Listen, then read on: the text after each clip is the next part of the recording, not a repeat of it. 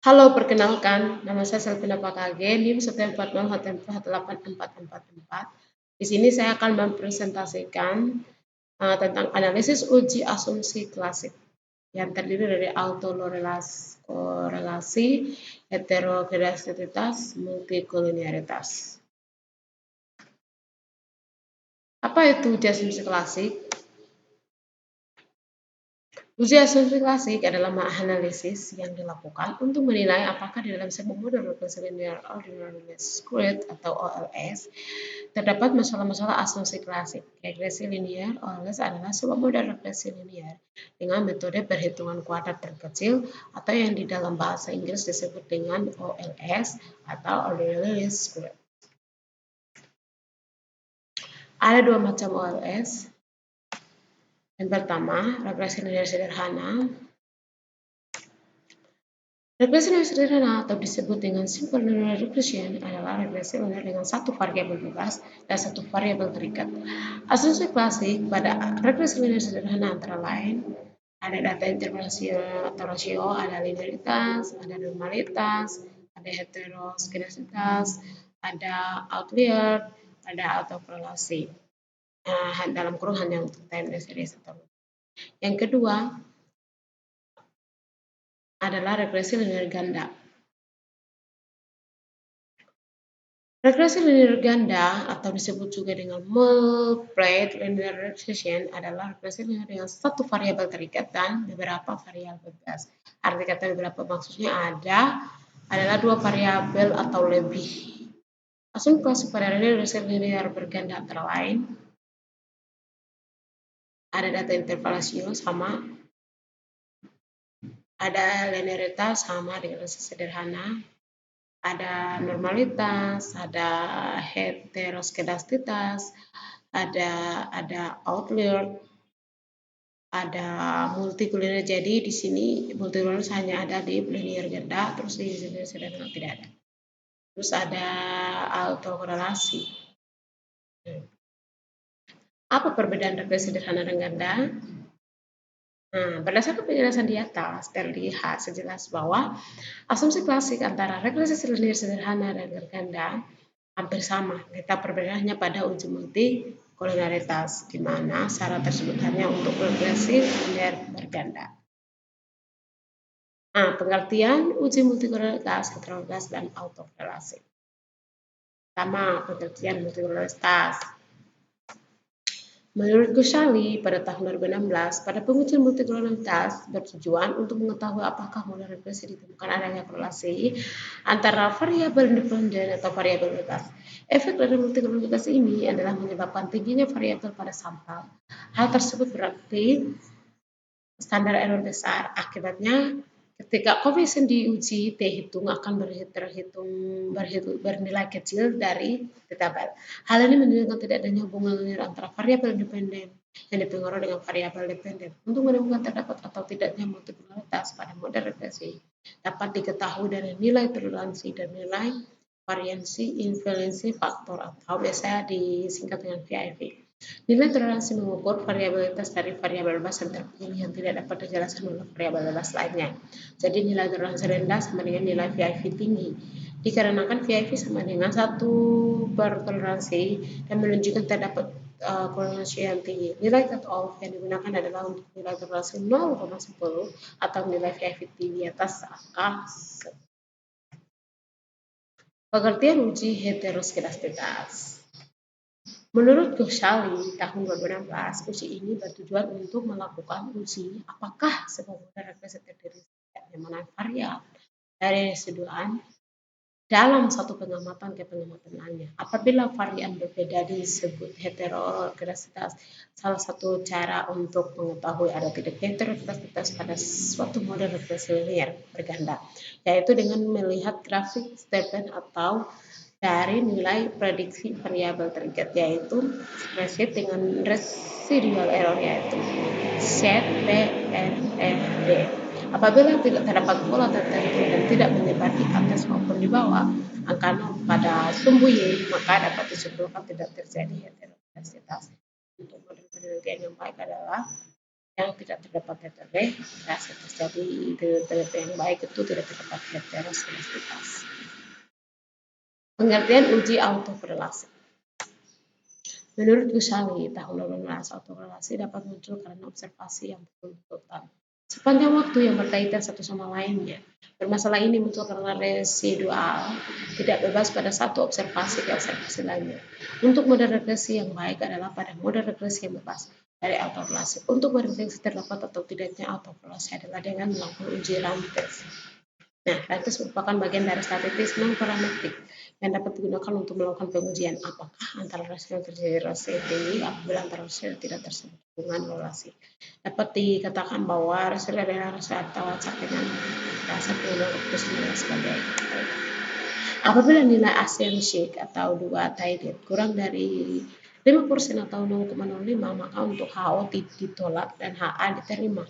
Hal tersebut berarti data terjadi secara tidak acak atau sistematis. Apabila nilai asim atau sekua per tided lebih dari 5% atau 0,05 maka untuk HO diterima dan HA ditolak. Jadi kalau nilai SIG atau asim kurang dari 5% maka HO ditolak, HA diterima. Tetapi lebih berarti HO diterima dan HA ditolak. Nah, ini adalah langkah-langkah pengujian usia asumsi klasik. Multikolonialitas, Drepes dan autokorelasi. Dan teman-teman, di sini saya ambil datanya dari permintaan ayam di Amerika Serikat pada tahun 1960 sampai 1982. Nah, di sini teman-teman bisa lihat ada variabel terikat yaitu konsumsi ayam per kapita. Terus variabel bebasnya ada T4 yaitu pendapatan dari per kapita, harga ayam eceran dari harga lebih eceran dari harga sapi eceran dari per. Dari sini saya menggunakan teori ekonomi ya, karena ini ekonomi. Nah, langkah-langkah uji multiplier di sini saya menggunakan SPSS 16.0. Nah, teman-teman, di sini kenapa langsung dimulai dengan melakukan regresi? Karena untuk melakukan regresi kita harus melakukan normalitas dulu. Tetapi di sini saya hanya ambil uji multikuluritas dan heterolitas dan autokorelasi. Maka di sini saya tidak membahas uji regresi normalitas. Jadi pertama itu kita untuk mendapatkan data ini kita harus melakukan regresi normalitas dulu. Nah, setelah itu pilih statistik. Kemudian centang pilih kontrol itu diagonal, setelah itu pilih tombol continue dan akhirnya pada tampilannya pilih OK hasilnya sebagai berikut. Lakukan regresi untuk data permintaan ayam seperti berikut ini. Nah, setelah melakukan regresi ini, nah ini linear regression ini. Terus linear akan muncul ini. Ini kan setelah ini regresi sudah dilakukan. Maka akan dilakukan tempel ini. Nah, langkah-langkah ini, nah ini gambar ini, langkah-langkahnya ada di sebelah sini. Ini langkah-langkahnya. Masukkan variabel Y pada kotak sebelah kiri, kotak dependen. Ini ya, kotak dependen. Terus nanti masukkan independen di sini variabelnya. Terus setelah itu, ada ini. Kayak kotak independen dengan tanda pada ya. Kalau pertama di sini.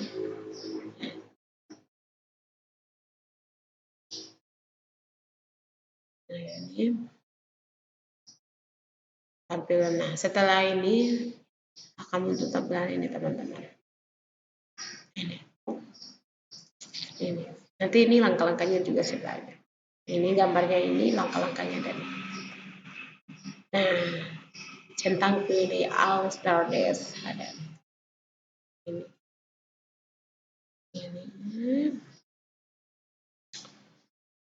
Nah, pada bagian regresi kemudian pilih continue. Dan pada tampilan awal pilih tombol OK. Akan menghasilkan variabel baru bernama unstarted. Selanjutnya analisis statis default dan akan muncul seperti ini. Nah, ini variabel baru. Ini ada sebelah sini ya, di sini centang pilih outset. Nah, ini langkah-langkahnya ini. Pada bagian rekursi kemudian pilih continue. Dan pada tampilan awal pilih tombol awk akan menghasilkan variabel baru bernama astrologi res 1. Selanjutnya analisis statik dan seperti ini. Ini rekursi this will occur in the process. Nah, teman-teman. Nah, setelah itu ini ya, setelah dari sini langkah-langkahnya sebelah akan ada di sebelah. Nah, masukkan variabel serdiri ke kotak sebelah kiri yang tadi di sini. Nah, masukkan ini. Nah, selanjutnya pilih object, akan muncul tampilan seperti ini.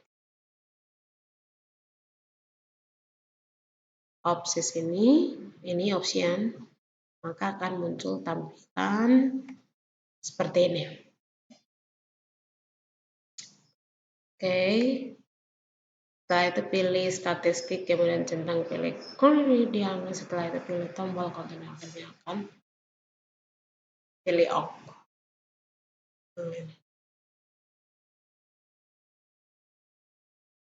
Continue, pilih awk. Nah, di sini ada ini gambarnya, tapi di sini saya tidak ambil. Saya langsung masuk pada hasilnya. Jadi setelah ini centang control ada ini. Nah, ini dari sini. Nah, setelah itu akan ada muncul pemberitahuan baru lagi, tapi saya tidak masukkan. Dan itu tuh langsung Nah, ini tampilan selanjutnya pilih awk. Jadi dari continue dan akhirnya pada tampil selanjutnya pilih awk. Hasilnya seperti itu. Jadi dari continue itu akan tampil satu pemberitahuan, maka itu langsung saja kita pilih awk. Jadi hasilnya akan tampil seperti ini. Independennya ya teman-teman. Nah, dapat dilihat bahwa seluruh variabel penjelas memiliki nilai FIF lebih besar. FIF lebih besar 10. Maka dapat disimpulkan bahwa model regresi ini memiliki masalah multikolinearitas. Nah, ini cara pertama ya teman-teman. Nah, ini cara kedua untuk mencari multikolinearitas. Nah, cara kedua dengan melihat keratan hubungan antara dua variabel penjelas atau yang lebih dikenal dengan istilah korelasi. Langkah-langkah dalam SPS. Ini SPS masih menggunakan SPS 16.0. Nah, ini setelah melakukan regresi di uji probabilitas ya teman-teman. Jadi setelah melakukan pilih analisis kemudian pada kamu. Nah ini partil kontinu. Nah setelah dicentang itu nanti akan partil kontinu akan muncul ini ada ini partil kontinu. Nah langkah-langkahnya seperti ini. Masukkan variabel E ke dalam kotak variabel. Jadi ini teman-teman. Masukkannya di sini ya, variabel kotak terus continue for total nih. Nah, ini langkah-langkahnya teman-teman. Nah, for dan kemudian hasilnya sebagai berikut. Nah, hasilnya akan seperti ini teman-teman. Untuk menentukan apakah hubungan antara dua variabel bebas memiliki masalah mutlak adalah melihat dari nilai signifikansi. Ini 20 ya. Jika nilainya lebih dari 0,5 atau 5% maka dia memiliki dalam waktu yang serius. Dari seluruh nilai signifikans di atas dapat disimpulkan seluruh variabel penjelas tidak terbebas dari masalah. Untuk komunitas jadi ini memiliki masalah ya teman. Oke. Selanjutnya yaitu langkah-langkah uji heteroskidastitas. Kita menggunakan SPS 16 ini. Nah, kita sudah memiliki variabel sendiri dual. Lihat langkah. Jadi ini langkah-langkahnya di normalitas ya. Nah, jadi setelah sudah melakukan regresi di normalitas, selanjutnya pilih transform. Override dan muncul tampilan ini. Ini. Compute variable. Variable. Ini tampilannya ini. Nah, setelah itu langkah-langkahnya dari gambar ini, langkah-langkahnya di sebelah. Nah, pada target variabel ketik absurd. Nah, ini ketik absurd ini. Kotak target variabel ketik absurd. Pada kotak false group pilih all. Ada pilih all. Terus akan muncul beberapa fungsi, pilih ABS. Nah, setelah kita pilih all, akan muncul ini, pilih ABS ini. Nah, kemudian klik pada tombol tanda panah ke atas. Ini. Tanda panah ini. Ke atas, terus variabel L ke dalam kotak numerik C tampilkan akan menjadi seperti ini. Nah, ini. Dimasukkan numerik ini. Numeriknya ada. Terus pilih OK. Nah, akhirnya pilih OK dan tampilannya ini.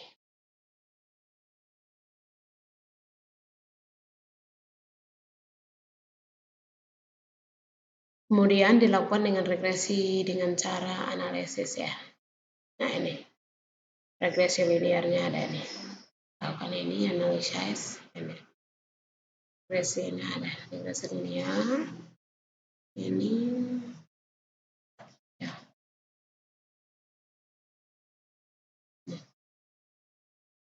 Sebelumnya ini. Ini. Nah, ini langkah-langkahnya. Langkah-langkah dari gambar sebelah, masukkan variabel absurd pada kotak sebelah kiri ke kotak independen ini ya. Ini variabel ini masukkan ya, kirinya. Dan langkah-langkahnya ini. Dengan mengklik tombol tanda panah dan OK hasilnya seperti ini. Nah, setelah ini mengklik tanda panah ya. Nah, ini setelah mengklik ini sudah masukkan, mengklik maka pilih OK. Maka ya ini hasilnya berikut ini. Ada variabel abstract. Nilai T statistik ini ya. Dari seluruh variabel penjelas tidak ada yang signifikan secara statistik, sehingga dapat disimpulkan bahwa model ini tidak mengalami masalah heteroskidastitas. Jadi ini tidak mengalaminya. Tidak mengalami heteroskidastitas karena nilai signifikannya, energinya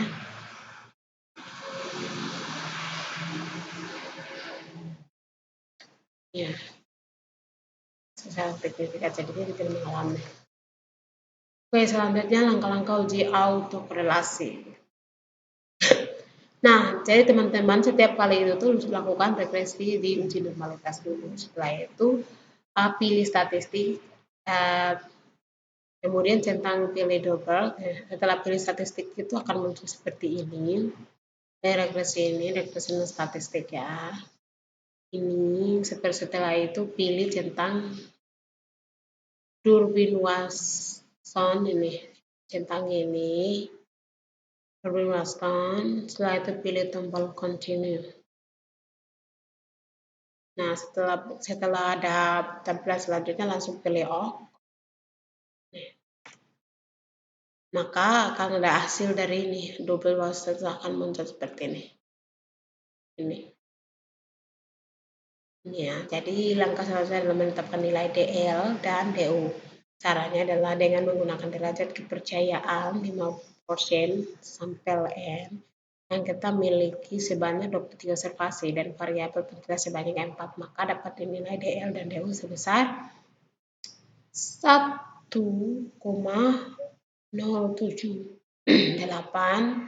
dan 1,660, maka dapat disimpulkan bahwa model ini memiliki. Nah, kesimpulannya teman-teman, kita tahu bahwa asumsi klasik adalah analisis yang dilakukan untuk menilai apakah di dalam sebuah model regresi linear ordinary squared atau OLS terdapat masalah-masalah asumsi klasik. Regresi linier (OLS) adalah sebuah model regresi linier dengan metode perhitungan kuadrat terkecil atau yang di dalam bahasa Inggris disebut dengan istilah ordinary square. Di dalam model regresi ini ada beberapa syarat yang harus dipenuhi agar model peramalan yang dibuat menjadi valid sebagai alat peramalan syarat tersebut. Apabila dipenuhi semuanya, maka model regresi linier tersebut dikatakan blue, BLUE. Melihat dari terpenuhnya salah syarat, maka model regresi linier pada pengujian data permintaan ayam dikatakan BLUE. Nah, teman-teman, ini daftar pustakanya. Jika teman-teman ingin belajar lagi, bisa lihat di sini. Terima kasih teman-teman. Selamat siang. Jika saya salah kurang dalam menyampaikan presentasi saya atau cara pengucapannya belum bisa dipahami, saya mohon maaf. Selamat siang.